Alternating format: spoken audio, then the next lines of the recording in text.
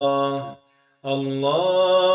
أكبر الله أكبر ولله الحمد. الله أكبر الله أكبر الله أكبر لا إله إلا الله.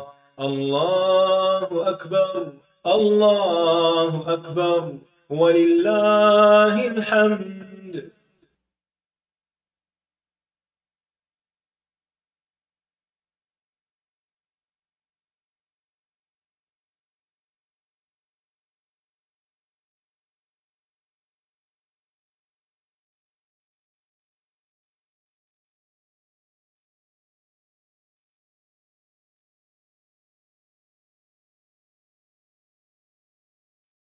أعوذ بالله من الشيطان الرجيم.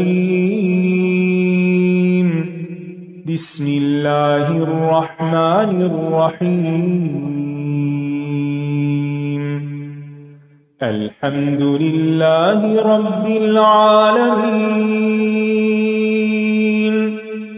الرحمن الرحيم مالك يوم الدين. إياك نعبد وإياك نستعين.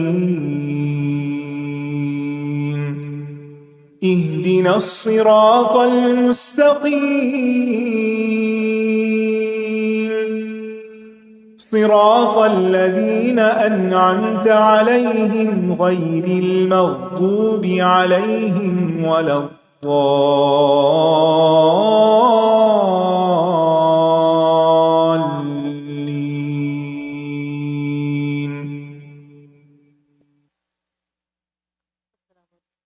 السلام علیکم ورحمۃ اللہ وبرکاتہ. کیا حال ہے سب کا؟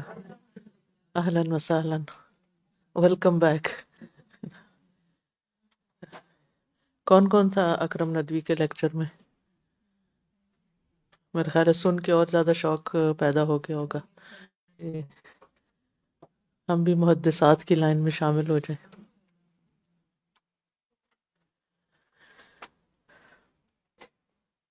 سنا آج امام بخاری کے بارے میں کچھ؟ کیا سنا؟ کیسے لوگ اس دنیا میں آئے ہیں، کیسے زندگی گزار کے گئے ہیں، اور ہم کیا کر رہے ہیں. وقت تو سب کو ایک جتنا ہی ملتا ہے، لیکن ہر ایک مختلف طریقے سے استعمال کرتا ہے، اور اسی استعمال پر پھر اس کا انجام منحصر ہوتا ہے. اللہ تعالیٰ ہمیں بھی توفیق دے کہ ہم اپنے وقت کو بہترین سے بہترین طریقے سے گزار سکیں، اور ان اعمال پر توجہ کریں جو ہماری آخرت میں ہمیں کام آنے والے ہیں. چلیے شروع کرتے ہیں. نحمدہ ونصلی علی رسولہ الکریم، اما بعد فاعوذ باللہ من الشیطان الرجیم. بسم اللہ الرحمن الرحیم. رب اشرح لی صدری ویسر لی امری واحلل عقدۃ من لسانی یفقہوا قولی. ہر شر سے اللہ تعالیٰ کی پناہ طلب کریں. پہلے ہم کچھ دعائیں سنتے ہیں. ہم اعوذ بکلمات اللہ التامات من شر ما خلق. میں پناہ مانگتا ہوں اللہ کے تمام کلمات کے ساتھ ہر اس چیز کے شر سے جو اس نے پیدا کیا ہے. اعوذ بکلمات اللہ التامات من کل شیطان وہامۃ ومن کل عین لامہ. میں ہر شیطان اور موذی جاندار اور ہر واقع ہونے والی نظر بد سے اللہ کے کامل اور پر اثر کلمات کے ذریعے پناہ مانگتا ہوں. بسم اللہ الذی لا یضر مع اسمہ شیء فی الارض ولا فی السماء وهو السمیع العلیم. اللہ کے نام سے وہ ذات جس کے نام کے ساتھ کوئی چیز زمین میں اور آسمان میں نقصان نہیں دے سکتی اور وہ بہت سننے والا بہت جاننے والا ہے۔ اللهم إني أعوذ بك من الخبث والخبائث اے اللہ بے شک میں ناپاک جنوں اور جننیوں سے تیری پناہ چاہتا ہوں۔ اللهم إني أعوذ بك من البرص والجنون والجذام وسيء الأسقام اے اللہ بے شک میں تیری پناہ مانگتا ہوں برس، پاگل پن، کوڑ اور انتہائی مہلک بیماریوں سے۔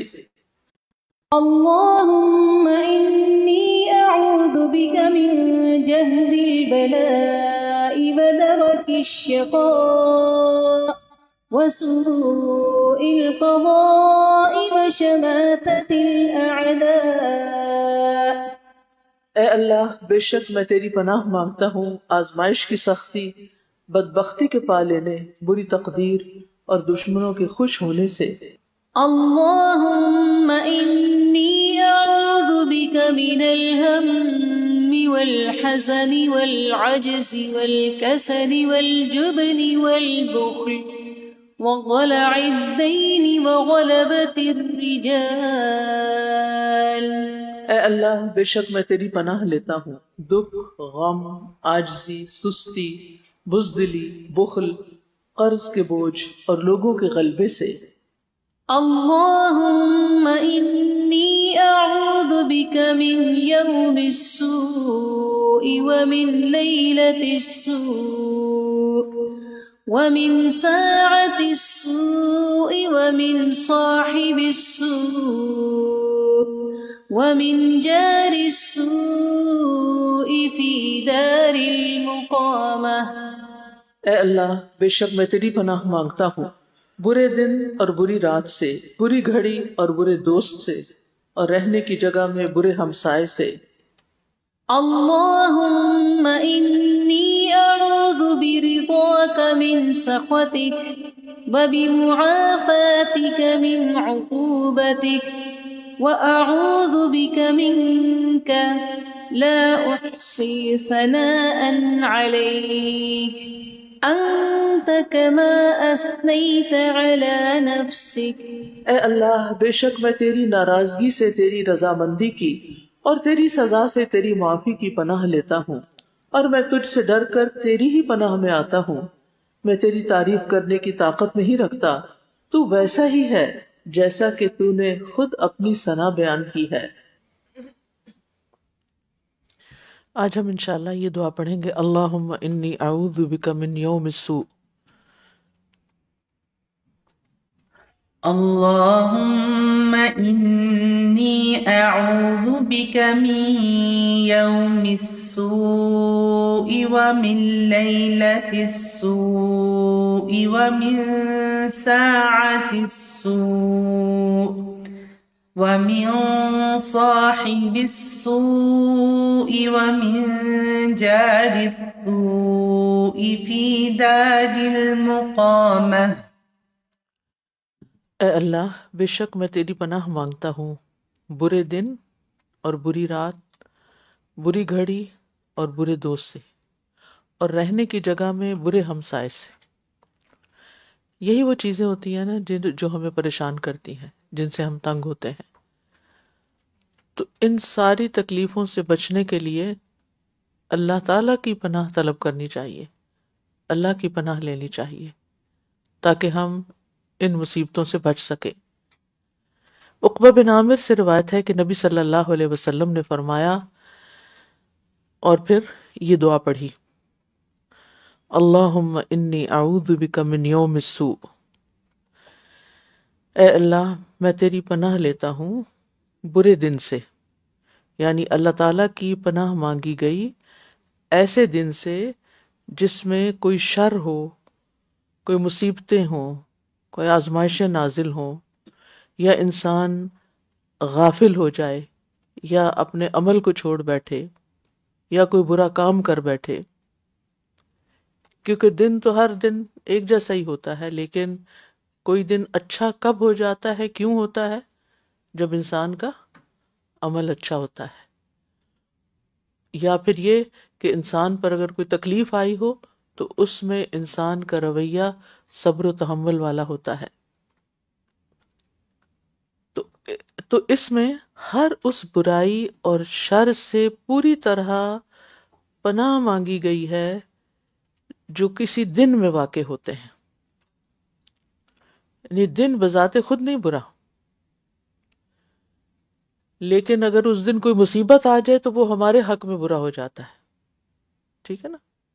یعنی ہمارے لیے وہ اچھا دن نہیں ہوتا. جیسے قرآن مجید میں آتا ہے انا ارسلنا علیہم ریحا صرصرا فی یوم نحس مستمر، بے شک ہم نے ان پر مسلسل چلنے والی تند و تیز ہوا ایک نحوست والے دن میں بھیجی. اس قوم کے علاوہ باقی تو ساری زمین پر وہ دن امن والا دن تھا، لیکن اس قوم پر جو عذاب آیا تو ان کے لیے وہ دن کیسا ہو گیا؟ برا ہو گیا. یعنی وہ دن جس میں قوم عاد مٹا دی گئی، لیکن وہی دن سیم ڈے مومنوں کے لیے نجات کا، راحت کا، امن کا دن بن گیا کہ بری قوم سے نجات ہوئی، ان کے دشمنوں کو ہلاک کر دیا گیا. تو وہ دن قوم عاد کے لیے برا تھا، لیکن قوم ہود علیہ السلام اور ان کے ساتھیوں کے لیے، مومنوں کے لیے وہ دن بہت اچھا دن تھا.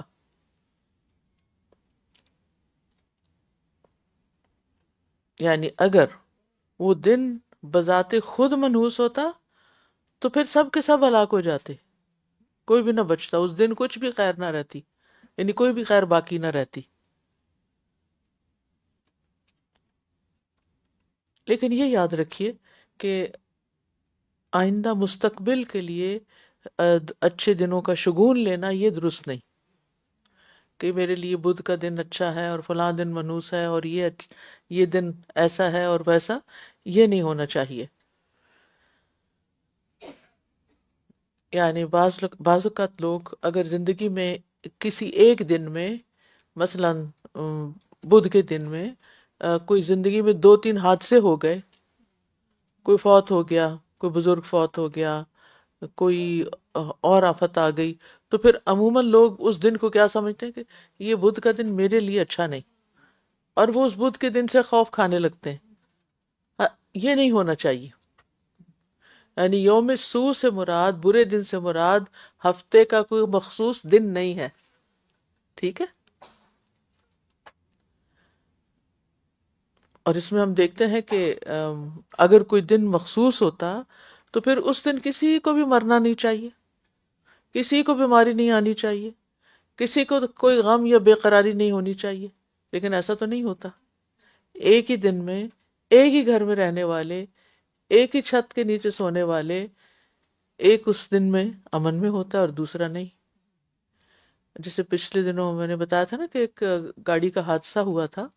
ایک گاڑی میں 4 لوگ بیٹھے ہوئے تھے، اور جب گاڑی ایک مخصوص جگہ سے گزری تو بجلی کا پول جو ہے وہ اس گاڑی پہ گرا. فرنٹ سیٹ پہ ڈرائیور اور اس کے ساتھ جو بچہ بیٹھا ہوا تھا وہ دیر اینڈ دین فوت ہو گئے. لیکن اسی گاڑی کے اندر پچھلی سیٹ پہ بیٹھنے والی 2 اسٹوڈنٹس وہ بچ گئی.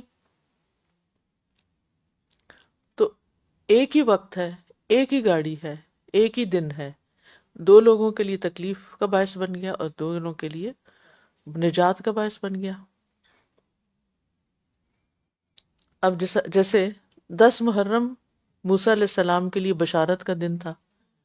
اس دن کیا ہوا تھا؟ فرعون سے نجات ملی تھی، فرعون غرق ہوا تھا. جبکہ دوسری طرف حضرت حسین رضی اللہ عنہ کے لیے وہ دن شہادت کا دن تھا.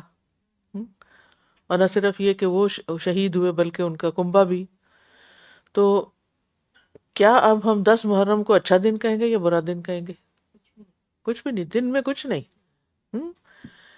تو اس سے یہ پتہ چلتا ہے کہ دنوں کو مخصوص کر لینا کہ یہ برا دن ہے ہماری زندگی کا، یا تو یہ درست نہیں ہے. یہ دن لوگوں کے درمیان گردش کرتے رہتے ہیں. وَتِلْكَ الْأَيَّامُ نُدَاوِلُهَا بَيْنَ النَّاسِ، ان دنوں کو ہم لوگوں کے درمیان پھیرتے رہتے ہیں. وہی دن سال کا کبھی ایک سال میں بہت اچھا گزرتا ہے اور دوسرے سال میں نہیں گزرتا. اور ہمارا تو یہ ایمان ہے کہ کچھ بھی اچھا ہو یا برا سب کچھ اللہ کے اذن سے ہوتا ہے، اور یہ ہمارے ایمان کا حصہ ہے کہ ہم تقدیر پر ایمان رکھتے ہیں۔ اور پھر یہ ہے کہ حقیقی معنوں میں کوئی دن ہمارے لیے کتنا اچھا ہے وہ بھی دراصل اللہ ہی جانتا ہے۔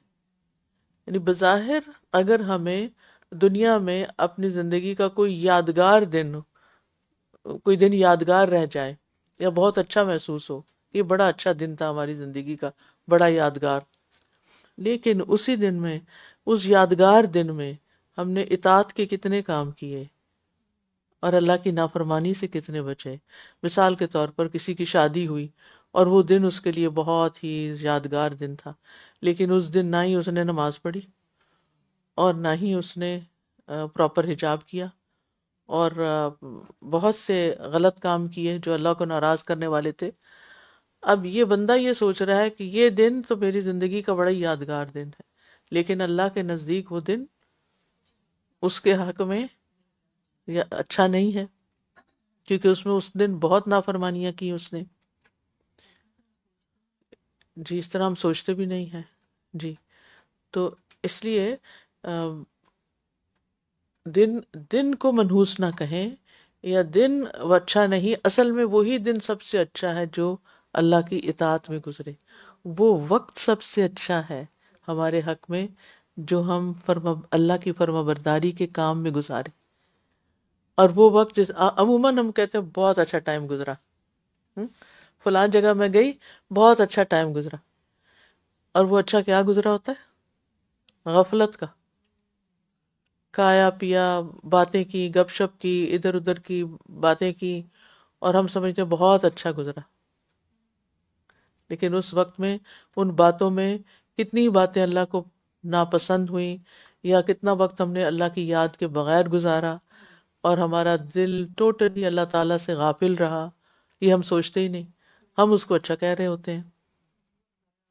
جی وقت ضائع ہو گیا تو ہم سمجھتے ہیں کہ ہمارے لیے بڑا اچھا تھا وہ۔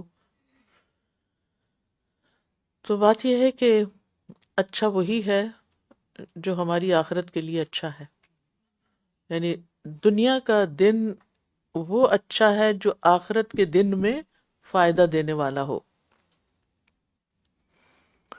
اور ویسے بھی یہ ہے کہ ہمیں بدشگونی سے منع کیا گیا ہے۔ آپ کسی بھی وقت کو کوئی بھی اچھا کام کر کے اچھا وقت بنا سکتے ہیں، اپنے وقت کو بہترین طریقے سے گزار کر آپ اس کو اچھا بنا سکتے ہیں۔ مثال کے طور پر آپ دیکھیے کہ کوئی ایک وقت آپ مقرر کر لیتے ہیں ذکر کے لیے، یا کسی نیکی کے کام کے لیے، کچھ پڑھنے کے لیے، کیونکہ والذین اوتوا العلم درجات، جو آپ علم حاصل کرتے جاتے ہیں درجات بڑھتے جاتے ہیں، تو وہ آپ کے حق میں اچھا ثابت ہو جاتا ہے۔ تو ہماری سوچ یہ ہونی چاہیے کہ ہم نے اپنے اوقات کو اچھا کیسے بنانا ہے، یعنی ہم مانگیں ضرور کہ اللہ ہمیں برے وقت سے بچانا، یعنی برے دن سے بچانا، کہ جس میں ہم تیری نافرمانیوں کے کام کریں، یا اس دن میں ہم پہ کوئی مصیبت آ جائے، یا اگر کوئی مصیبت آنی ہے، کیونکہ دنیا میں امتحان تو ہونا ہے، مصیبت تو آنی ہے، لیکن اس مصیبت کے اوپر ہم نے کیا کیا، یعنی مصیبت بھی بندے کے لیے خیر بن کے آتی ہے اگر اس سے وہ اجر کما جائے، صبر کر کے، اللہ کو راضی کر کے، اور ان باتوں سے بچ کر جو اللہ کو ناراض کرنے والی ہوں۔ ورنہ تو یہ ہے کہ ہر دن آتا ہے اور چلا جاتا ہے، صبح ہوتی ہے، شام ہوتی ہے، یوں ہی زندگی تمام ہوتی ہے، لیکن جو لوگ کامیاب لوگ ہوتے ہیں ان کے لیے یہ دن بڑے ہی قیمتی ہوتے ہیں۔ ایڈیسن نے کہا تھا نا، کسی نے ایڈیسن سے سوال کیا تھا کہ کوئی ایسی خواہش جو تمہاری پوری نہ ہو سکی، تو اس نے جواب دیا کہ مجھے 24 گھنٹے کا دن بہت چھوٹا لگتا ہے، کیونکہ جو کچھ میں ان 24 گھنٹوں میں کرنا چاہتا ہوں وہ سب کچھ کر نہیں پاتا۔ میں چاہتا ہوں کہ دن کا دورانیہ زیادہ ہو جائے، میرا دن لمبا ہو جائے، اور کچھ لوگ ان کا دن کٹتا ہی نہیں، وہ اس کو کہتے ہیں ٹائم پاس کر رہے ہیں، میں نے یہ کام ٹائم پاس کرنے کے لیے کیا، کیونکہ ان کی زندگی میں کوئی مقصد نہیں. تو مقصد دنیا ہو یا آخرت. اور پھر آپ دیکھیے کہ بعض اوقات ہم سمجھتے ہیں کہ کسی دن میں بہت بڑا بڑا کام کریں ہم تو پھر ہی ہمارا دن بہت اچھا ہوگا. عموماً چھوٹے چھوٹے کاموں سے بھی آپ اپنے دن کو بہت اچھا بنا سکتے ہیں. یعنی ضروری نہیں کہ کوئی مار کا خیز دن ہو، یوم بدری ہو کوئی، لیکن آپ کا کوئی بھی دن، اینی ڈے، وہ لے کر آپ اگر پہلے سے پلان کر کے رکھیں کہ میں نے منڈے کو یہ کرنا ہے، ٹیوزڈے کو یہ کرنا ہے، پورے ہفتے کا پلان آپ کے سامنے ہونا چاہیے. اور پھر اس کا بھی گھنٹوں کے حساب سے آپ کے پاس پلاننگ ہونی چاہیے کہ ان سارے گھنٹوں میں نے کیا کرنا ہے. اور ان میں سے پھر یہ کہ بہتر کام کون سا ہے، جس کو ٹائم مینجمنٹ کہتے ہیں نا، کہ اس سے بہتر کیا ہے جو میں کر سکتا ہوں. یعنی دو چیزوں میں سے پھر آپ کیا چوز کرتے ہیں جو آپ کے لیے کتنا بہتر ہو سکتا ہے. لیکن آج کل آپ دیکھیں کہ ہمارے پاس چونکہ فون جیسا کھلونا آیا ہوا ہے تو ہمارے پاس جو بھی تھوڑا بہت وقت ہوتا ہے ہم فوراً اسے اٹھاتے ہیں، میسیجز چیک کرتے ہیں، اگر کوئی میسیج نہیں تو پھر فیس بک کھول لیتے ہیں، اگر وہ نہیں تو پھر کسی کو فون کر لیتے ہیں، اور بے شمار چیزیں ایسی ہیں، اور کچھ نہیں تو جو چیزیں نہیں بھی خریدنی ان کو بھی دیکھ دیکھ کے دل بہلاتے رہتے ہیں، یا کوئی ایسے ڈرامے دیکھنا شروع کر دیتے ہیں. یا تو یہ اپنے ساتھ ظلم کرنا ہے. یعنی جہاں کوئی کام نہیں اس رستے پہ کیوں جانا. یعنی اگر آپ کا کوئی واقعی کام ہے فون پر تو آپ ضرور اٹھائیں، لیکن اگر کوئی کام نہیں تو محض دل بہلانے کے لیے اسکرولنگ مت کریں. تو ہمیں اپنا ٹائم کے اعتبار سے بھی لائف سٹائل چینج کرنا ہوگا تاکہ زندگی سے زیادہ فائدہ اٹھا سکیں. اور اس کے لیے ہمیں اپنے روٹین میں، جس کو معمولات کہتے ہیں، ان معمولات میں تبدیلی کرنا ہوگی. وہ نبی صلی اللہ علیہ وسلم کے بارے میں کتاب چھوٹی سی ہے نا، رسول اللہ صلی اللہ علیہ وسلم کے معاملات اور معمولات. معمولات یہ ہوتے ہیں کہ آپ کے یعنی عمل سے معمول ہے نا، یعنی آپ کس وقت میں کیا عمل کرتے ہیں. اور پھر اس میں آپ دیکھیے کہ جو لوگ ارلی رائزرز ہیں وہ ان کے دن میں بہت برکت ہو جاتی ہے، اور جو لوگ باقی بھی اپنے روٹین پوری کرتے ہیں، اپنے لیے درست غذا کا انتخاب کرتے ہیں، ورزش کو معمول بناتے ہیں، ہر روز کے لیے ان کے پاس ایک ٹو ڈو لسٹ بنی ہوئی ہوتی ہے اور اہم کام ان کے سامنے ہوتے ہیں کہ یہ مجھے آج کے دن کر لینے ہیں. اور اس میں ضروری نہیں کہ مشکل کام ہی کیے جائیں، اپنی پسند کا بھی کوئی کام کیا جا سکتا ہے جس کو آپ بڑے ہی اخلاص کے ساتھ کریں، جس کو انجوائے کر کے کریں. اور اس کے ساتھ یہ ہے کہ اگر آپ آرام بھی کرنا چاہتے ہیں یا اپنی صحت کے خیال سے کوئی کام کرنا چاہتے ہیں تو اس کو بھی عبادت سمجھ کر کریں. اور پھر یہ ہے کہ انسان کے لیے اصل دولت مال نہیں ہے، اصل دولت حسن نہیں ہے، اصل دولت بڑا گھر یا بڑی گاڑی نہیں ہے. اصل دولت یہ ہے کہ آپ کا ریلیشن اللہ تعالیٰ کے ساتھ کیا ہے، کیسا ہے، اور آپ کا ریلیشن انسانوں کے ساتھ کیسا ہے، باقی مخلوق کے ساتھ کیسا ہے. کیونکہ جن کے تعلقات اچھے ہوتے ہیں، جس گھر میں وہ رہتے ہیں ان کے ساتھ ان کے تعلقات اچھے ہیں، نیبرز کے ساتھ تعلقات اچھے ہیں، جس کے ساتھ وہ معاملہ کرتے ہیں ان کے ساتھ تعلقات اچھے ہیں، تو ایسے لوگ بس کماتے ہی چلے جا رہے ہیں. یہ اصل دولت ہے جو وہ کما رہے ہیں. یعنی آپ ضرور یہ دیکھیں کہ آپ دوسروں کے لیے کتنا خوشی کا باعث ہے. اپنے آپ سے ہر روز سوال کیا کریں کہ آج میں نے کس کی زندگی میں کیا خوشی لائی ہے، کیا خوشی پیدا کی ہے، میں نے آج کے دن میں کس شخص کو خوش کیا ہے. یعنی ویسے تو اللہ کی رضا کے لیے ہر کام ہوتے ہیں، لیکن ایک ہوتا ہے نا کہ کسی کو اسمائل دے کے یا کسی آگے ہاتھ بڑھا کے سلام کر کے حال پوچھ کے کوئی چھوٹا سا جوک کر کے، جو حلال جوک ہو، ایسا نہیں کہ کوئی ایسی بات جو بالکل ہی جھوٹ ہو، کسی کی کو مدد کر کے، کسی کو کسی بھی طرح مدد دے کے، مال ہے تو مال سے، وقت ہے تو وقت سے، مشورہ ہے تو مشورے سے، علم ہے تو علم سے، جو بھی چیز آپ کسی کے لیے کر سکتے ہو. اور پھر یہ ہے کہ فکر صرف اپنے بچوں کی نہ کریں، یہ بھی دیکھیں کہ کیا آپ کے بہن بھائیوں کے بچے، آپ کی ایکسٹینڈڈ فیملی کے بچے وہ بھی کچھ کر رہے ہیں یا نہیں، ان کی پڑھائی کا کیا ہو رہا ہے، ان کی زندگی کیسے گزر رہی ہے، اور اسی طرح باقی تمام چیزیں بھی، یعنی دن کو اچھا بنانے کے لیے اپنے وہ ایریاز جن پر ورک کرنا کہ تعلق اللہ کے ساتھ، تعلق بندوں کے ساتھ اور خود اپنے ساتھ اچھا ہو، یعنی ان سب چیزوں کو اپنی زندگی میں جگہ دیں، اپنی زندگی میں ان پر فوکس کریں۔ اور ایسا نہیں کہ ٹائم ہوتا نہیں، یہ بالکل غلط بات ہے کہ میرے پاس ٹائم نہیں۔ بات یہ ہے کہ جب ہم اپنے ذہن کو ایک ہی بات بار بار کہتے ہیں نا، ٹائم نہیں ہے، تو پھر وہ ذہن ویسے ہی سوچنے لگتا ہے، اور وہ جو کرنے کے کام ہے تو وہ کر نہیں پاتے۔ آپ کو ٹائم نکالنا ہوتا ہے، جو بھی چیز آپ کی زندگی میں اہم ہے اس کے لیے آپ کو وقت نکالنا ہے۔ تو آپ ضرور ایک لسٹ بنائیں کہ میری زندگی میں کیا چیزیں میری دنیا کے لیے اور میری آخرت کے لیے کیا اہم ہے، اور مجھے اس کے لیے ٹائم نکالنا ہے۔ کیونکہ اگر آپ نے اس کے لیے ٹائم نہیں نکالا تو یہ آپ کے باقی کیے ہوئے کاموں کو بھی نقصان دے گا۔ کیونکہ کچھ چیزیں ایسی ہوتی ہیں نا، یعنی جسم میں بھی اگر کوئی بیماری ایسی ہے جس کو ہم توجہ نہیں دے رہے تو وہ ساری پوری جان کی ہلاکت کا باعث بن سکتی ہے۔ تو اسی طرح ریلیشن شپ میں بھی جس ریلیشن کو ہم ٹائم نہیں دے رہے، چاہے وہ ہمارا بچہ ہو، چاہے شوہر ہو، چاہے والدین ہو، تو وہ ہماری یعنی وہ ایسا نہ ہو کہ قیامت کے دن اپنا حق مانگنے کھڑے ہوں اور ہمارے پاس ہو نہ۔ تو ان ساری چیزوں کو مد نظر رکھ کے ہمیں اپنے اوقات کی تقسیم کرنی چاہیے، اور اسی طرح انشاءاللہ تعالی بیلنس بھی آئے گا اور برے دنوں سے آپ بچ جائیں گے۔ وَمِن لَيْلَةِ السُّوءِ، اور بری رات سے پناہ لیتا ہوں، یعنی اس رات سے جس میں شر، برائی اور کوئی آزمائش واقع ہو۔ اور قرآن مجید میں بھی اس سے پناہ مانگی گئی ہے نا، وَمِن شَرِّ غَاسِقٍ إِذَا وَقَبَ، اور اندھیری رات کے شر سے جب وہ پھیل جائے۔ جادوگروں کی کاروائیاں بھی عموماً رات کو ہوتی ہیں، اندھیروں میں ہوتی ہیں۔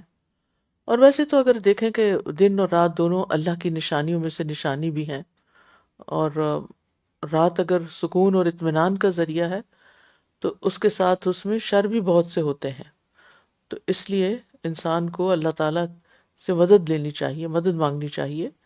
اور بعض لوگوں کے لیے رات میں گناہ کرنا آسان ہوتے ہیں، اور بعض اوقات رات کا وقت ایسا ہوتا ہے کہ جو انسان کو پریشان بھی کرتا ہے، خوف دلاتا ہے۔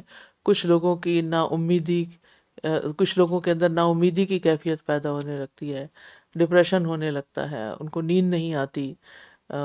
جتنے بھی لوگ نفسیاتی امراض کا شکار ہوتے ہیں وہ راتوں کو سوتے نہیں ہیں، وہ پھر دن کو جا سوتے ہیں اور پھر کسی کام کے قابل نہیں ہوتے۔ ظاہر ہے رات میں آپ زیادہ زیادہ کیا کام کر لیں گے، آپ کا کسی سے انٹریکشن نہیں ہوگا، کوئی کسی کی خدمت نہیں کر سکیں گے کیونکہ سب لوگ سو رہے ہیں، آپ اکیلے جاگ رہے ہیں اپنے کمرے میں اور اپنی دنیا میں، اور پھر آپ کو نیند نہیں آ رہی تو آپ کتاب پڑھنے کا تو خیر رواج ہی ختم ہو گیا ہے، فون اٹھا لیں گے، ٹی وی لگا لیں گے، اور پھر وہ راتیں کیسی راتیں ہوں گی۔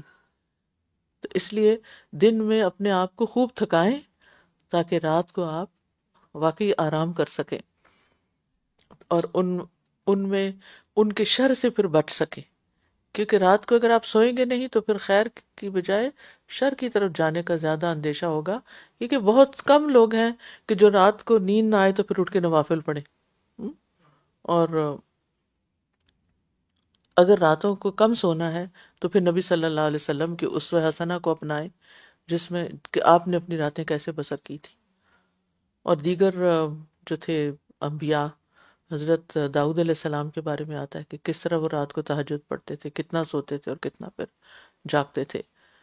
اور پھر یہ ہے کہ دن کی عبادتوں کے علاوہ رات کی عبادتیں بھی ہیں، ان کا بھی انسان کو اہتمام کرنا چاہیے، خاص طور پر رات کو سوتے وقت انسان کو ان اذکار کا خیال کرنا چاہیے۔ آپ سب کے پاس کتاب ہونی چاہیے، اگر کتاب نہیں تو سونے جاگنے کے آداب جو ہیں تو الحمدللہ ایپ کے اندر ساری دعائیں موجود ہیں، اور ایپ سے پڑھ کے سونے میں کوئی مشکل بھی نہیں ہوتی۔ اگر یاد ہو جائیں تو بہت ہی اچھا، اگر یاد نہیں ہوتی تاکہ آپ والذاکرین اللہ کثیرا والذاکرات میں شمار ہوں اور ہر طرح کے شر سے بھی محفوظ رہیں۔ وَمِن سَاعَةِ السُّوءِ، اور بری گھڑی سے. بعض اوقات آپ دیکھیں کہ صرف ایک گھڑی کی، ایک لمحے کی بات ہوتی ہے اور انسان کی زندگی بدل جاتی ہے. ریسنٹلی کوئی اپنے کسی قریبی رشتہ دار، شاید ہسبینڈ یا باپ کسی کے فوت ہونے کا کوئی ذکر کر رہا تھا کسی میسج میں. تو وہ کہہ رہی تھی کہ آن کی آن میں ہماری زندگی پلٹ کے رہ گئی. اچانک ہارٹ اٹیک ہوا اور وہ فوت ہو گئے. وہی کمانے والے تھے اور پھر اس کے بعد ہر چیز ہی بدل گئی، زندگی ہی تبدیل ہو گئی. آپ دیکھیے کہ زندگی کس طرح تبدیل ہوتی ہے، خاص طور پر وہ لوگ جو اکیلے رہ رہے ہوتے ہیں، یعنی اکیلے ہسبینڈ وائف اکیلے رہ رہے ہیں، بچے سب شادی ہو گئے ہیں، چلے گئے ہیں. اب ان میں سے جب ایک بھی چلا جاتا ہے اور یوں اچانک ہی چلا جاتا ہے، تو آپ خود سوچئے کہ دوسرے شخص کے لیے زندگی، اس کی تو ساری روٹین، اس کا گھر کو اللہ نے سکون کی جگہ بنایا ہے نا. تو وہ صرف ساتھی نہیں جاتا، ساتھی کے ساتھ اور بہت کچھ اور بھی تبدیل ہو جاتا ہے. تو ایسی چیزوں میں بھی انسان کو پہلے سے بھی کچھ سوچ کے رکھنا چاہیے. لیکن ظاہر ہے کہ بہت سی چیزیں انسان کے بس میں نہیں ہوتی، انسان کو اللہ ہی پر بھروسہ کرنا پڑتا ہے. لیکن بہرحال انسان کی اپنی ذہنی طور پر ان چیزوں کے لیے تیار بھی ہونا چاہیے کہ اگر میرے ساتھ کوئی ایسی چیز پیش آتی ہے تو پھر میرا لاہ عمل کیا ہوگا، میری زندگی کے مختلف کام کس طریقے پر ہوں گے. وہ سارے خیر کے کام جو ایک روٹین میں انسان کر رہا ہوتا ہے. آپ دیکھیں نا کہ آپ اپنے گھر میں رہ رہے ہیں، آپ کا ایک اسکیجول ہے، آپ کا ایک طریقہ ہے، آپ کی ضرورت کی چیزیں ہیں، آپ کی ایک روٹین سیٹ ہے، آپ کی ہر چیز اپنی جگہ ہے، آپ کی عبادت کا وقت، آپ کی عبادت کی جگہ، آپ کی ہر چیز کا ایک آپ نے انتظام کیا ہوا ہے نا. پھر آپ گھر سے نکلتے ہیں، آپ پڑھنے کا انتظام کرتے ہیں، یہ ساری چیزیں آپ کی زندگی کا حصہ ہیں. اللہ نہ کرے کہ کوئی ایسی سچویشن ہو جائے جس میں ساتھی کا جانا تو اور دور کی بات، اپنے اوپر ہی کوئی ایسی مشکل آ جائے کہ جس کی وجہ سے لوگوں کو کھڑے کھڑے پیرالسس ہو جاتا ہے. کبھی کسی کی زبان کام کرنا چھوڑ دیتی ہے، کسی کی. آج ہی میں صبح ایک دیکھ رہی تھی کہ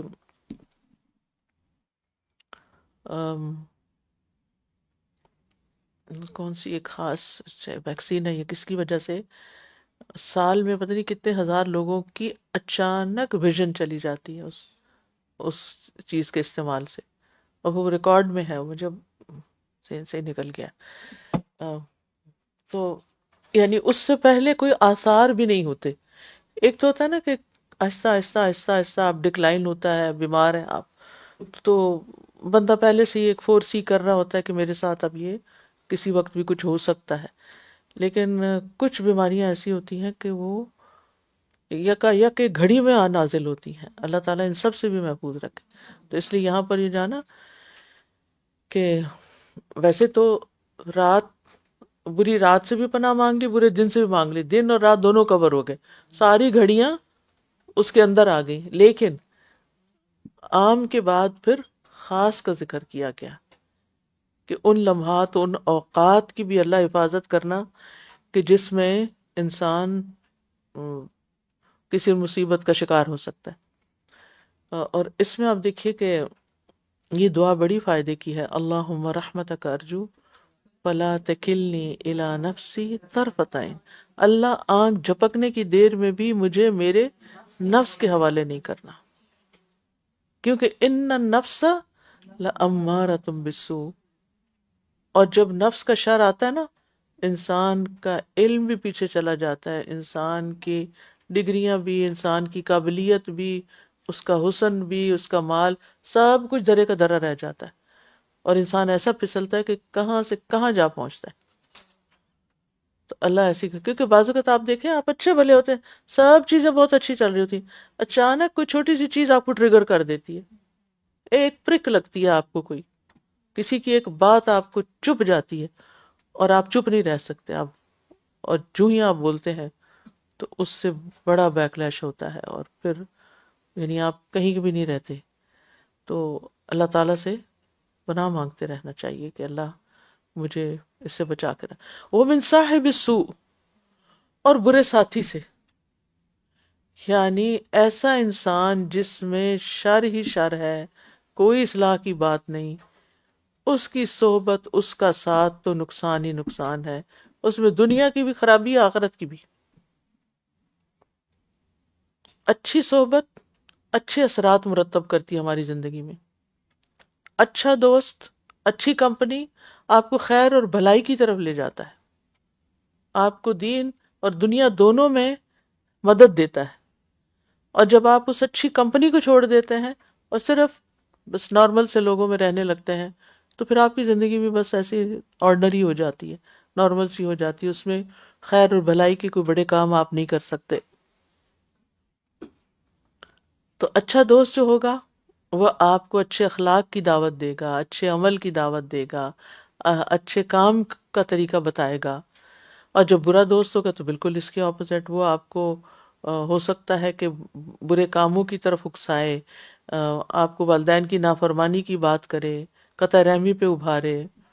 اور آپ نے ایسے بھی دیکھا ہوگا کہ کچھ برے دوست ایسے ہوتے ہیں کہ جو آپ کے راز افشا کر دیتے ہیں، آپ کو بلیک میل کرتے ہیں، آپ کی یعنی انسان دوستوں کے ساتھ اپنے سیکرٹس بھی شیئر کرتا ہے.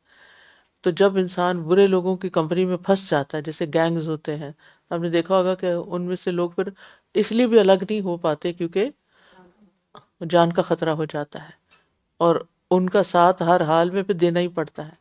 اور ویسے بھی انسان اپنے دوستوں سے پہچانا جاتا ہے نا، دوست آپ کی پہچان ہے کہ آپ کون ہیں، اور اپنے دوستوں کے دین پر آپ ہوتے ہیں. تو ہمیں ہمیشہ اس معاملے میں ضرور دیکھنا چاہیے کہ ہمارا تعلق، ہماری دوستی کن لوگوں کے ساتھ ہے. نبی صلی اللہ علیہ وسلم نے ایک مرتبہ فرمایا تھا، آگاہ رہو میرے والد کی اولاد یعنی فلاں خاندان والے میرے دوست نہیں ہیں، بلکہ میرا دوست تو اللہ ہے اور نیک مومن ہے. یعنی چاہے خون کے رشتے بھی ہوں تو وہ ایک طرف، ایمان کے رشتے جو ہیں وہ فائدہ مند دیتے ہیں. نبی صلی اللہ علیہ وسلم نے فرمایا، مومن آدمی کے علاوہ کسی کی صحبت اختیار نہ کرو، اور تمہارا کھانا سوائے متقی کے کوئی نہ کھائے، کیونکہ انسان آخرت میں بھی اسی کے ساتھ ہوگا جس سے وہ محبت کرتا ہوگا. تو ہمیں اپنی محبتوں کا بھی جائزہ لینا چاہیے، اپنی دوستیوں کا اور اپنی محبتوں کا. اسی لیے کہا جاتا ہے کہ جب شادی کا مرحلہ آئے تو بچے کے لیے نیک ساتھی کا انتخاب کیا جائے، اور نیک لوگوں کی دوستیاں جو وہ قیامت کے دن بھی باقی رہیں گی. الاخلاء یومئذ بعضهم لبعض عدو الا المتقین. اس دن متقین کے علاوہ سب دوست ایک دوسرے کے دشمن بن جائیں گے. اچھے دوست کی علامات میں ہمیں پتہ بھی ہونا چاہیے کہ اچھا دوست کیسا ہوتا ہے. اس میں سب سے بڑی اور پہلی پہچان اس کا انداز گفتگو ہوتا ہے، کہ اس کی بات چیت کا انداز کیا ہے. کہیں وہ گھٹیا قسم کی اور عامیانہ قسم کی باتیں تو نہیں کرتا، گالی گلوچ کرنے والا تو نہیں، بد اخلاقی کرنے والا تو نہیں، بےہودہ مذاق کرنے والا تو نہیں. یعنی ان چیزوں کو ضرور دیکھنا چاہیے، ورنہ لا محالہ آپ کو ویسا ہی بولنا پڑے گا.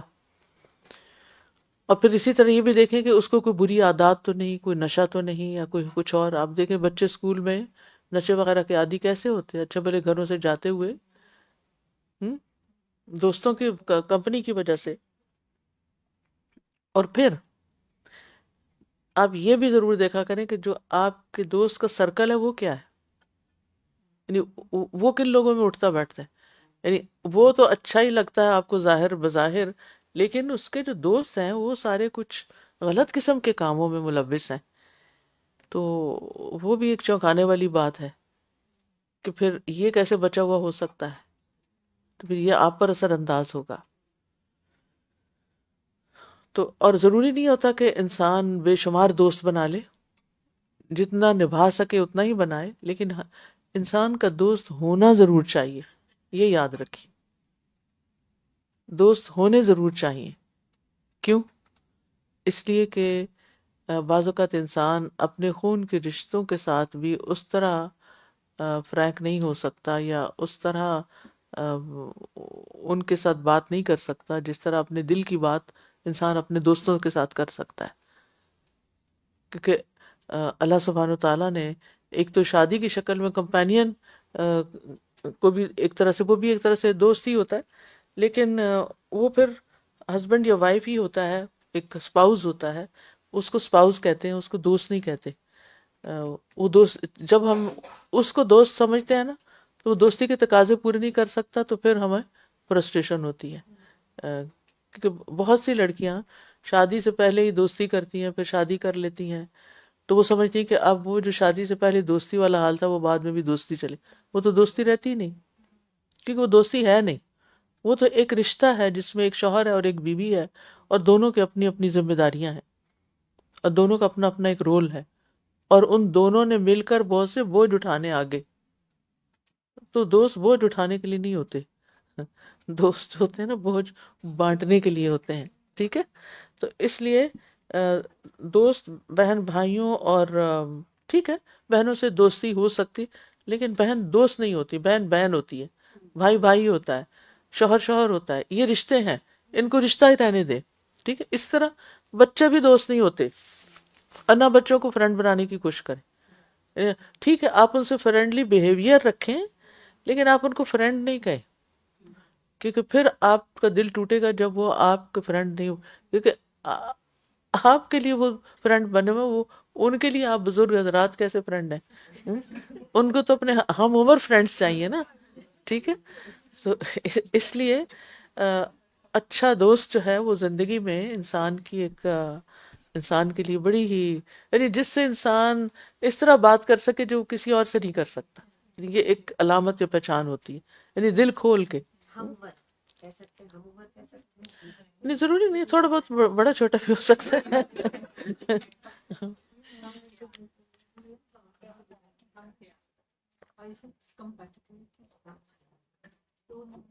دیکھیں جس کے ساتھ نا آپ کا کارورا ملتا ہو، کیمسٹری ملتی ہو، اردو میں کارورا کہتے ہیں، کمپیٹیبل ہو، یعنی آپ کی اور اس کی تھنکنگ میں کچھ چیزیں ملتی ہوں، وہ آپ ایک دوسرے کا درد سمجھ سکیں، ایک دوسرے کو جان سکیں کہ ٹھیک۔ تو بہرحال ہمیں نا اسلام نے ایک معاشرتی زندگی بسر کرنے کے لیے کہا، ایک اجتماعی زندگی۔ اسلام میں انڈیویجولزم نہیں ہے کہ بس آپ ہو، خود آپ کی ذات ہو اور آپ آرٹیفیشل چیزوں سے اپنا دل بہلاتے رہیں، نہیں، انسان ہے، انسانوں سے ملے جلے، سوشلائز کریں، اور پھر اس میں آپ کے پڑوسی بھی ہو سکتے ہیں، اور پڑوسی کا بھی آپ کو پتہ ہے کہ وَمِن جار السوء، اس حدیث میں آیا ہے کہ اللہ برے پڑوسی سے فی دار المقامہ، اس گھر میں جو ہمیشہ ہے، یعنی پرماننٹ جہاں رہ رہے ہیں آپ، اس کے ہمسائے اچھے، کیونکہ کہتے ہیں ہمسایہ ماں کا جایا، تو یعنی ہمسائے بعض اوقات رشتہ داروں والا کام کرتے ہیں، اور بعض اوقات رشتہ داروں سے بھی بڑھ کر غمی خوشی میں آپ کے کام آتے ہیں، آپ کی غیر موجودگی میں آپ کے گھر کی حفاظت کر رہے ہوتے ہیں، دیکھ رہے ہوتے ہیں، یاد دہانی کرا رہے ہوتے ہیں آپ کو، یعنی یہاں تو ظاہر لائف سٹائل فرق ہے، لیکن یہ کہ بیک ہوم جیسے دروازے کھلے رہتے ہیں اپنے گھروں کے، اور لوگ آ رہے ہیں جا رہے ہیں، ایک دوسرے کی ضروریات پوری کر رہے ہیں، کوئی مہمان آ گئے تو جا کے بستر بھی لے آئے، چارپائی بھی لے آئے، کپڑے برتن بھی لے آئے، اس طرح کی چیزیں بھی آپس میں شیئر ہوتی رہتی۔ تو اب تو ہر ایک کو اپنی اپنی چیز رکھنی ہوتی ہے نا، پھر اسی لیے تو کہتے ہیں کہ خرچے پورے نہیں ہوتے، کہ ہم نے خرچے اسی طرح بڑھا لیے ہیں نا، کہ نہیں مجھے کسی کی ہیلپ نہیں لینی، بس میں اپنے۔ تو بہرحال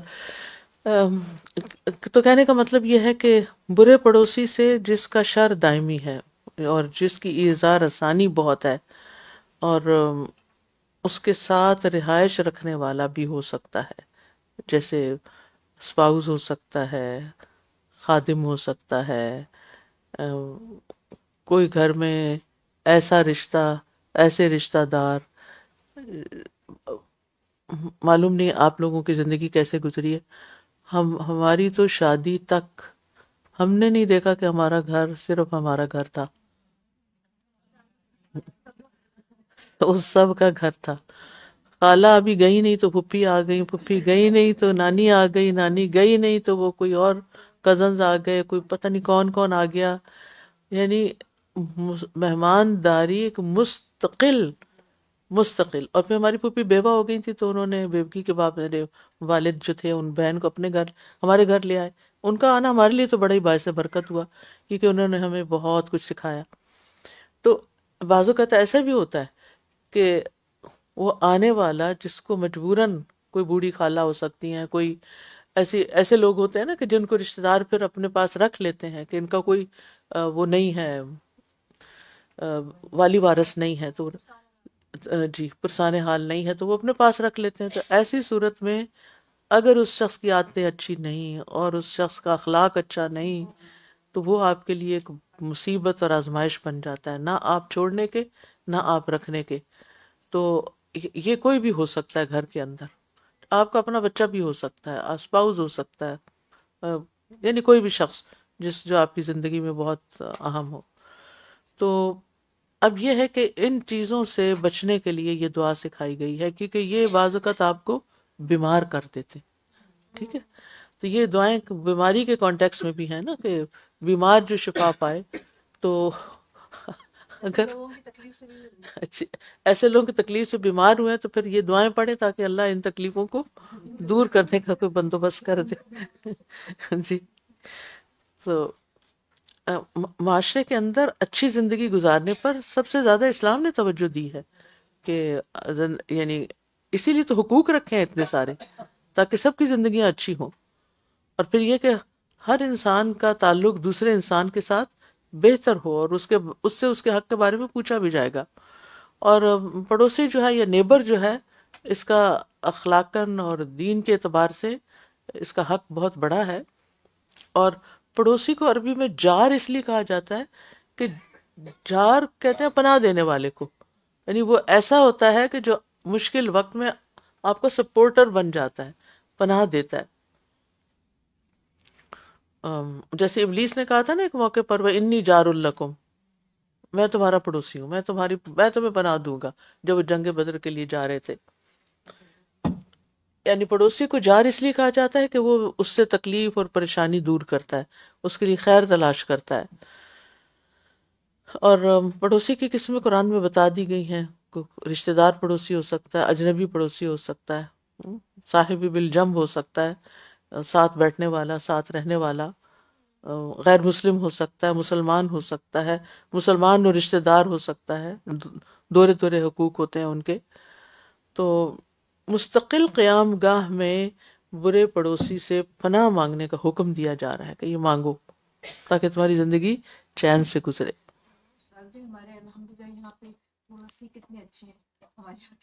الحمدللہ، بالکل. اچھا پڑوسی، اچھا دوست خوش بختی کی علامت ہے. نبی صلی اللہ علیہ وسلم نے فرمایا 4 چیزیں خوش بختی کی علامت ہیں: المرأۃ الصالحہ، نیک بیوی، المسکن الواسع، کھلا گھر، الجار الصالح، نیک ہمسایہ، والمرکب الحنی، اچھی سواری، اچھی گاڑی. جی. اور 4 چیزیں بدبختی کی علامت ہے: برا ہمسایہ، بری بیوی، تنگ گھر، بری سواری. یعنی جس کے ان چیزوں سے واسطہ پڑ گیا نا، وہ خوش قسمت نہیں ہے. اور حضرت علی فرماتے ہیں الجار قبل الدار، گھر خریدنے سے پہلے، گھر بسانے سے پہلے پڑوسی کو دیکھ لو.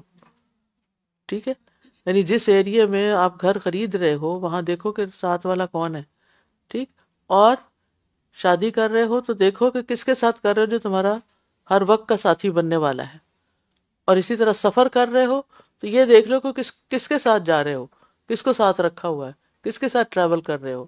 کیونکہ ٹریولنگ میں اور زیادہ پریشانی ہو جاتی ہے اگر ساتھ والا بہت ہی کیئر لیس قسم کا انسان ہو. کہیں پاسپورٹ بھول گیا اور کہیں ٹکٹ چھوڑ آیا، اور کہیں ادھر سے اینڈ ٹائم پہ جب جہاز نکلنے والا ہو تو وہ واش روم گھس گیا. اور نہیں، ایسے لوگ بھی ہوتے ہیں جو بہت ٹینشن دیتے ہیں آپ کو، سفر میں انتہائی ٹینشن دیتے ہیں. بھی بیگ کہاں ہے وہ، بیگ کہاں ہے وہ، تو وہاں چھوڑ دیا تھا. اور لٹرلی کئی دفعہ آپ امیگریشن سے گزر رہے ہوتے ہیں نا، کسی کے پاسپورٹ کا اعلان ہو رہا ہوتا ہے، یہ کوئی چھوڑ گیا، کسی کے ٹکٹ کا، کسی کچھ. تو اللہ تعالیٰ ہمیں بھی محفوظ رکھے ایسی بھول چوک سے. لیکن اگر آپ کے ساتھ ٹریولنگ میں ایسے لوگ شامل ہو جائیں تو آپ کا سارا مزہ کرکرا ہو جاتا ہے، اور پھر بات بات پہ جھگڑا، بات بات پہ لڑائی اور بد اخلاقی. اور تو مسند احمد میں آتا ہے کہ حسن اخلاق اور اچھی ہمسائیگی شہروں کو آباد کرتی ہے اور عمر میں اضافے کا سبب بنتی ہے. جی ہاں، خوشحال زندگی کا راز ہے اس میں. اور پھر یہ کہ انسان دوسرے سے تو اچھا ایکسپیکٹ کرے لیکن اس سے پہلے خود دوسرے کے ساتھ اچھا کرے. یعنی یہ نہیں کہ ہمیں اچھا ہمسایہ چاہیے، ہمیں خود بھی کسی کا اچھا ہمسایہ اور اچھا دوست ہونا چاہیے. نبی صلی اللہ علیہ وسلم نے فرمایا اپنے پڑوسی سے اچھا سلوک کرو تم مومن ہو جاؤ گے، یعنی ایمان کی علامت ہے. آپ نے فرمایا جو شخص اللہ اور قیامت کے دن پر ایمان رکھتا ہے وہ اپنے پڑوسی کو تکلیف نہ پہنچائے، فلا یؤذی جارہ، حتیٰ کہ غیر مسلم پڑوسی بھی ہو تو اس کا بھی خیال رکھنا چاہیے. حضرت عبداللہ ابن عمر کہتے ہیں انہوں نے ایک بکری ذبح کی اور پھر پوچھا کیا تم نے میرے یہودی ہمسائے کی طرف بھی کچھ بھیجا ہے؟ بلا شبہ میں نے رسول اللہ صلی اللہ علیہ وسلم سے سنا آپ فرماتے تھے جبریل امین مجھے ہمسائے کے متعلق وصیت کرتے رہے یہاں تک کہ مجھے خیال ہوا کہ وہ اس کو میرا وارث ہی بنا دیں گے، یعنی اتنا زیادہ حق. پھر اسی طرح کھانے پینے میں خیال رکھنا چاہیے، اچھی چیز کو بنائیں. آپ کو پتہ ہے پہلے لوگ کڑی، حلیم اور پائے، نہاری، ساگ، حلوہ، اس طرح کی چیزیں جو بناتے تھے تو وہ تھوڑی کوانٹٹی میں نہیں بناتے تھے، وہ بانٹنے کے لیے بھی، کہ وہ مست تھا کہ اس میں تو حصہ اس میں سے نکلے گا ہی نکلے گا. تو اور روز بھی نہیں بنتی تھی ایسی چیزیں، کبھی کبھی بنتی تھی اور پھر سارا محلہ اس میں شریک ہوتا تھا. تو اور ویسے بھی رسول اللہ صلی اللہ علیہ وسلم نے فرمایا کہ وہ مومن نہیں ہوتا جو خود پیٹ بھر کر کھائے اور اس کا ہمسایہ اس کے پہلو میں بھوکا رہ رہا ہو. اور خاص طور پہ جب گھروں میں کوئی چیز پکتی اور خوشبو جا رہی ہو تو اس کا پھر خیال کرنا چاہیے، کیونکہ پڑوسی کو اذیت دینا جو ہے یہ انسان کے اعمال برباد کر دینے کا باعث بنتا ہے، تباہی کا ذریعہ بنتا ہے. یعنی اگر کوئی شخص ہمسایوں کے ساتھ اچھا نہیں اور وہ ہمسایہ اس کے شر کی وجہ سے گھر چھوڑ کے چلا جاتا ہے تو یہ اس شخص کی بدبختی کی علامت ہے کہ آپ کی وجہ سے کوئی گھر چھوڑ جائے، یعنی آپ کے ساتھ رہنا ہی نہ چاہے. تو اس کو پڑوسی کو نا وائڈر کانٹیکس میں رکھ، بڑے اس میں رکھیے. چلیے اگر آپ کچھ کہنا چاہتے تو کچھ فرما سکتے ہیں، اور نہ پھر جی. ہم نے پچھلے اس میں پڑھا تھا کہ مومن آدمی کے علاوہ کوئی تمہارا دوست نہ ہو اور مومن کے علاوہ تمہارا کھانا کوئی اور نہ کھائے. تو کھانے کا جو ہے اس میں مجھے تھوڑی کنفیوژن ہو رہی ہے، جیسے کھانا آپ ہمسایوں کو بھیجتے نان مسلمس ہو یا آپ کسی کو انوائٹ کرتے فار دعوی purpose also because you want to build up a relationship with. اصل میں وہ جو پہلی حدیث تھا نا وہ اس کانٹیکس میں ہے کہ جو تمہاری سوشل گیدرنگ ہے نا اس میں اچھے لوگ ہونے چاہیے. یعنی جب تم کسی کو انوائٹ کرو تو ایسے لوگوں کو کرو کہ جو آئیں اور پھر خیر لائیں، نہ کہ پھر ٹھیک ہے وہ اس کانٹیکس میں. جی کہہ سکتے ہیں کہ قبرستان میں بھی اچھے ہمسائے ہوں. جی ہاں، استاذہ جی دو بات حتیٰ کہ موت کے وقت بھی وَتَوَفَّنَا مَعَ الْأَبْرَارِ، نیک لوگ ہوں ہمارے آس پاس جو کلمہ پڑھیں، کوئی ذکر کریں، یہ بہت ضروری ہے. استاذہ جی بس ایک بات ذہن میں آئی تھی، میں نے کہا سب سے شیئر کروں. ابھی جیسے حدیث میں تھا نا کہ کھلا گھر اور تنگ گھر، تو کھلا گھر حدود عربی میں کھلا گھر نہیں، جیسے ابھی آپ نے فرمایا کہ آپ کے گھر میں ایک مہمان آتا تھا اور دوسرا جاتا تھا، اس لحاظ سے کھلا کہ بس لوگوں کی آمد و رفت کے لیے کھلے دروازے، جیسے ہم کہتے ہیں نا اس کے گھر کے دروازے کھلے ہیں سب کے لیے، کبھی بھی کوئی بھی کسی بھی وقت آ سکتا ہے. تو جی ہاں، یعنی آپ اپنی ذات میں نہ رہیں، دونوں معنی ہو سکتے ہیں نا، حدود اربا بھی بڑا ہو اور اس کے ساتھ دل بھی بڑے ہوں تاکہ ان گھروں میں لوگ آتے جاتے رہیں، ایسے دروازے بند نہ ہوں کہ کوئی آنے سے گھبرائے. دوسرے استاذہ اب یہ اپنے آخری جو حدیث بیان کی نا کہ ہمسایہ اگر بھوکا ہے تو ہمارے لیے سوال جواب ہے انشاءاللہ، اللہ نہ کرے. تو اب جیسے آج کل بہت زیادہ یہ بات ہے نا کہ ساس کی خدمت کرنا فرض نہیں ہے، تو اب ہمسائے کے بھوکا پہ اگر سوال ہے تو ایک شخص آپ کے اپنے گھر میں اپنے کمرے میں اگر آپ اس کو ٹائم پہ کھانا وغیرہ نہیں دے رہے، دوا نہیں دیتے، اور تو پھر کیسے آپ کا حساب نہیں ہوگا؟ وہ تو پھر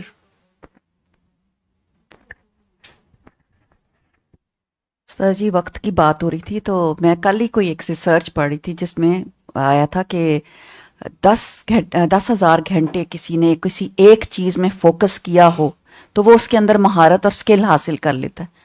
تو ہم وہ جب تک فوکس نہیں کریں گے کہ ہمیں کیا چاہیے یا ہم کیا بننا چاہتے ہیں یا ہمارا کیا گول ہے اور کیا اچیو کرنا چاہتے ہیں، تب تک ہم وہ کیسے ہم اخذ کر سکیں گے کہ ہمیں اپنا وقت کہاں گزارنا ہے. اور دوستی تو ہم نے سب سے دوستی شیطان سے رکھی ہوئی، اللہ نہ کرے.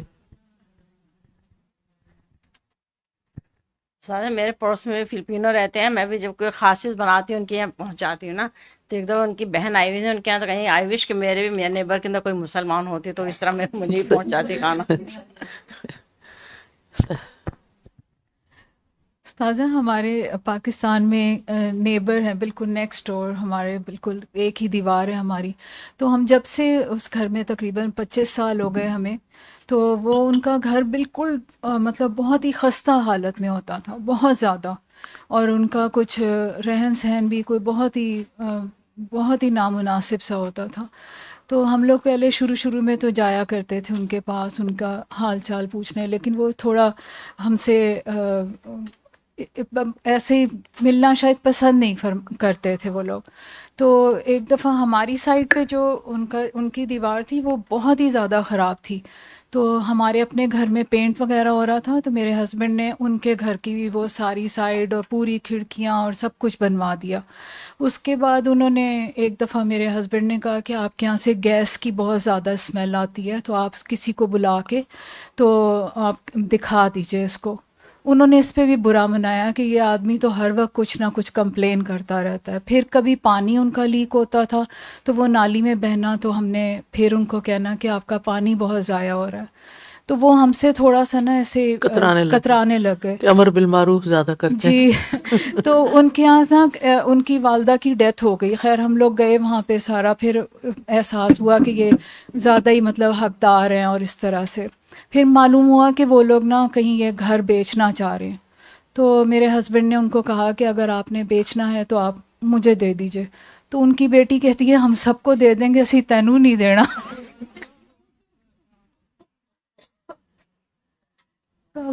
اس کے بعد آدمی کیا کر سکتا ہے؟ جب آپ اچھا کریں اور دوسرا اس کو قبول نہ کرے تو آپ کے حق میں تو پھر زیادہ ہی نیکیاں لکھی جائیں گی. کہ ایک ہوتا ہے نا بدلے میں نیکی کرنا، اور ایک ہوتا ہے اس کے ساتھ بھی نیکی کرنا جو آپ کے ساتھ نہیں کرتا. جی دادا، میں یہ آپ نے رات کا ذکر کیا تو میں یہ سوچ رہی تھی کہ ابھی 3-4 دن پہلے یہاں پہ جو ایک انسیڈنٹ ہوا ہے کہ اچھی بھلی فیملی رات کو سوئی ہوئی اور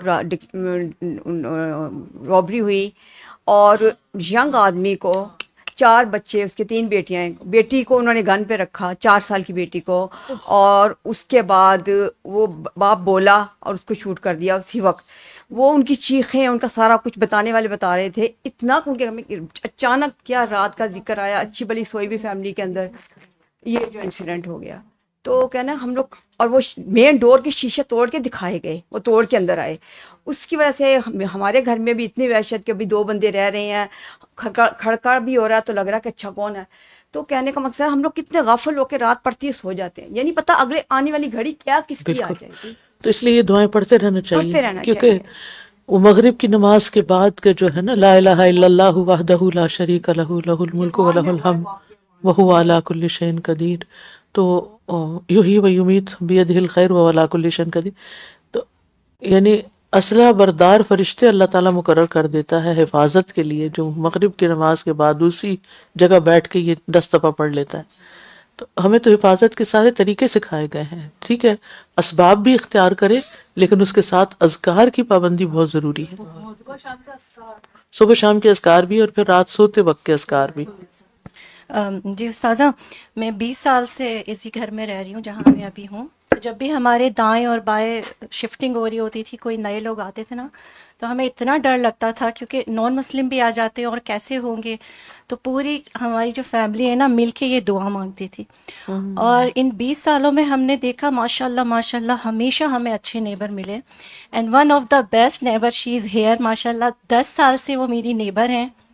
اتنی پیاری ہیں، اتنی پیاری ہیں. کڑھی کی آپ نے بات کی، آپ نے ساگ کی بات کی، بناتی یہ ہیں، پورا محلہ کھاتا ہے. اور شی لو ٹو گیو ایوری تھنگ. ماشاء اللہ ان کا گھر، ان کی گاڑی، ان کا ہر چیز ہر ایک کے لیے ماشاء اللہ اوپن ہے. اور شی از ہیئر. کتنی اچھی آپ کی دعا قبول ہوئی. اللہ سب کو ایسی نیبر دے. آمین.